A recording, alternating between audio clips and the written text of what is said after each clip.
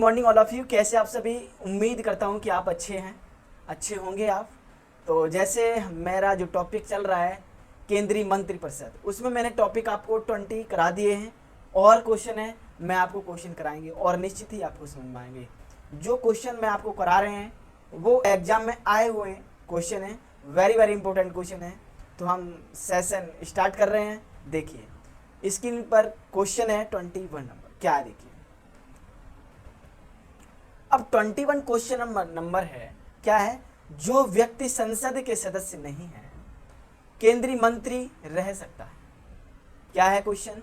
जो व्यक्ति संसद के सदस्य नहीं है, क्या है क्वेश्चन? जो व्यक्ति संसद का सदस्य नहीं है केंद्रीय मंत्री रह सकता है।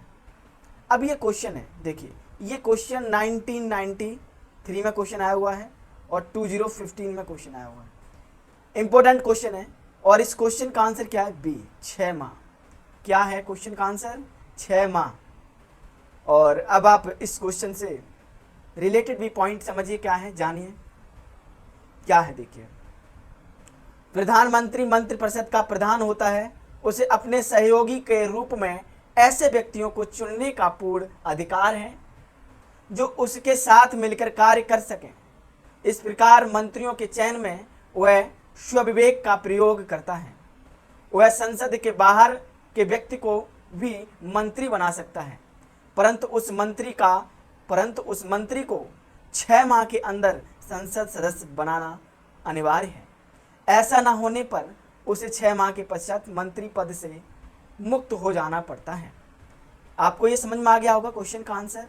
नेक्स्ट क्वेश्चन देखिए और सेशन को आप लास्ट तक जरूर देखिए, निश्चित ही आपको समझ में आएगा। देखिए नेक्स्ट क्वेश्चन है 22 नंबर, क्या है? भारत में वह मंत्री जो संसद के सदनों में से किसी सदन, क्या है? किसी सदन का भी सदस्य नहीं है, उसे मंत्री के पद पर से मुक्त हो जाना पड़ता है। क्या है? भारत में वह मंत्री जो संसद के सदनों में, वह मंत्री जो संसद के सदनों में से किसी सदन, यहाँ पे क्या लिखा हुआ? सदन, सॉरी उसके लिए टाइपिंग में मिस्टेक हो गई है। क्या है? सदन का भी सदस्य नहीं है, उसे मंत्री के पद से मुक्त हो जाना पड़ता है। क्लियर? अब ये क्वेश्चन है 1995 में क्वेश्चन आया हुआ है, वेरी वेरी इंपॉर्टेंट क्वेश्चन है।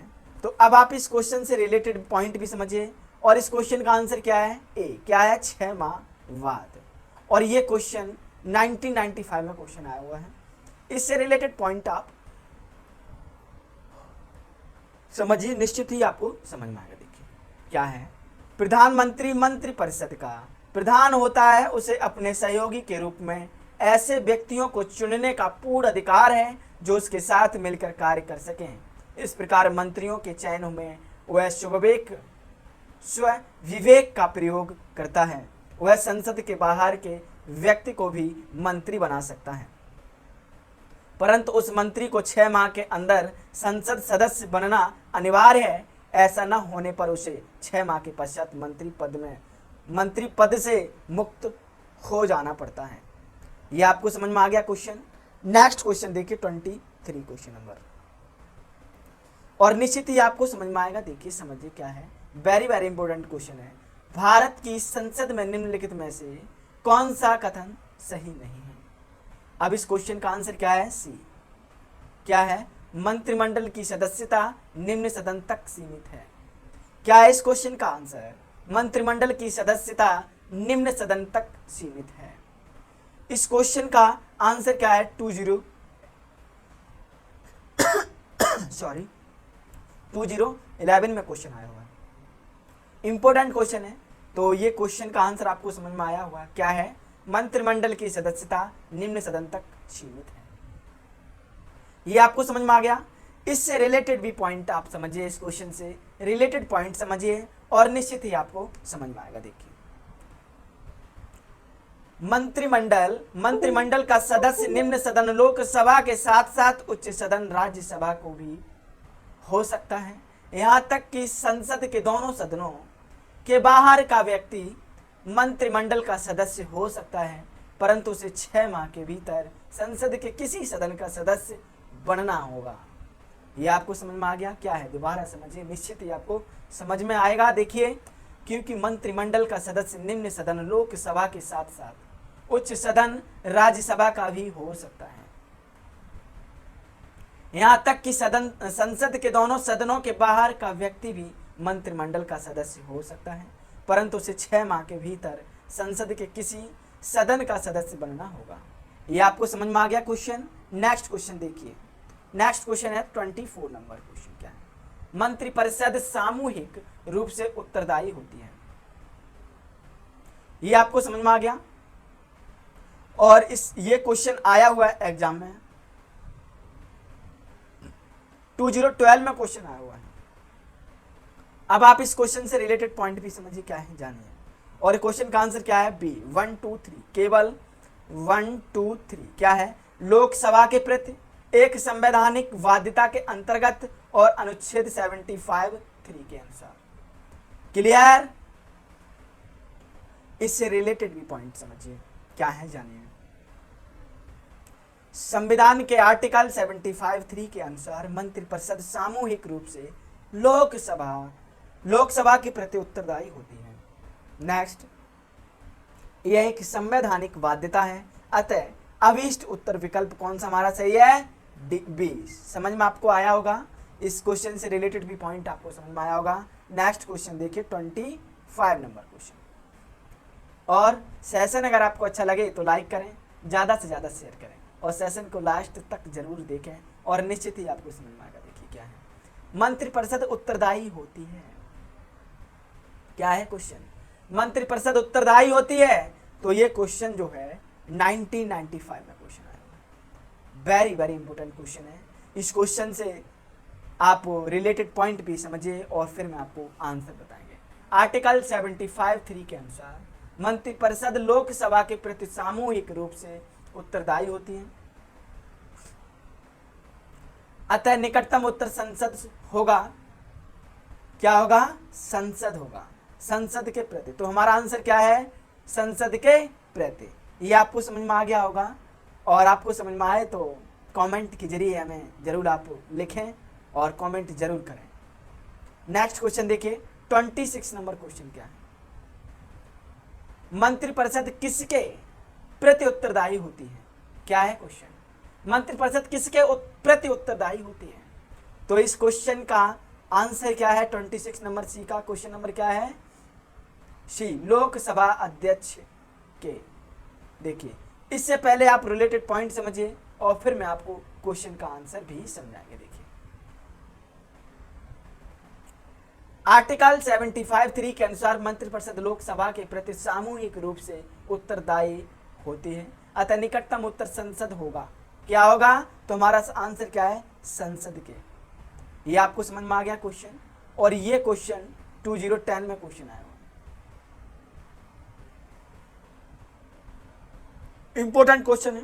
इस क्वेश्चन से रिलेटेड भी पॉइंट मैंने आपको समझाए। तो नेक्स्ट क्वेश्चन 27 नंबर क्वेश्चन देखिए क्या है? मंत्रिपरिषद सामूहिक रूप से निम्न में से किसके प्रति उत्तरदायी है? तो ये जो क्वेश्चन है वेरी वेरी इंपॉर्टेंट क्वेश्चन है। 27 नंबर क्वेश्चन 2012 में क्वेश्चन आया हुआ है। 2012 में क्वेश्चन आया हुआ है। और ये क्वेश्चन यूपीपीसीएस प्री में आया हुआ है और उत्तराखंड, शॉर्ट में लिख रहा हूं, उत्तराखंड पीसीएस प्री में आया हुआ है। इंपॉर्टेंट क्वेश्चन है। इससे रिलेटेड भी पॉइंट आप समझिए। और इस क्वेश्चन का आंसर क्या है? लोकसभा के प्रति। क्या है क्वेश्चन का आंसर? लोकसभा के प्रति। तो इससे रिलेटेड भी पॉइंट आप समझिए क्या है, जानिए। आर्टिकल 75(3) के अनुसार मंत्रिपरिषद लोकसभा के प्रति सामूहिक रूप से उत्तरदायी होती है, अतः निकटतम उत्तर संसद होगा, चूंकि लोकसभा। क्या होगा इस क्वेश्चन का आंसर? सॉरी, क्या है? लोकसभा के प्रति। ये आपको समझ में आ गया। नेक्स्ट क्वेश्चन देखिए। तो ये आपको समझ में आ गया होगा। नेक्स्ट क्वेश्चन देखिए क्या है? नेक्स्ट क्वेश्चन है 28। केंद्रीय मंत्रिपरिषद के त्याग पत्र देने के उपरोक्त निम्नांकित में से कौन सी एक सही तिथि नहीं है? इस क्वेश्चन का आंसर क्या है? ए, राष्ट्रपति शासन लागू हो जाएगा। और ये जो क्वेश्चन है ये 2010 में क्वेश्चन आया हुआ है, वेरी वेरी इंपॉर्टेंट क्वेश्चन है। तो आप इस क्वेश्चन से रिलेटेड पॉइंट भी आप समझिए क्या है, जानिए, और निश्चित ही आपको समझ में आएंगे। देखिए, राष्ट्रपति शासन आर्टिकल 356 के अंतर्गत 2 आधारों पर घोषित किया जा सकता है। एक तो आर्टिकल 356 में ही वर्णित है और दूसरा आर्टिकल 365 में भारतीय संविधान में केंद्रीय मंत्रिपरिषद के त्याग पत्र देने की तिथि में राष्ट्रपति शासन लागू होने की कोई व्यवस्था नहीं है। तो हमारा आपको ये क्वेश्चन से रिलेटेड पॉइंट आपको समझ में आए होंगे। तो हम नेक्स्ट क्वेश्चन कराते हैं। देखिए, नेक्स्ट क्वेश्चन है 29 नंबर क्वेश्चन क्या है? संघीय मंत्रिपरिषद के मंत्री सामूहिक रूप से उत्तरदायी होते हैं। और इस क्वेश्चन का आंसर क्या है? देखिए, इस क्वेश्चन का आंसर है डी। क्या है? केवल लोकसभा के प्रति। और ये क्वेश्चन 1996 में क्वेश्चन आया। अब आप इस क्वेश्चन से रिलेटेड पॉइंट भी समझिए क्या है।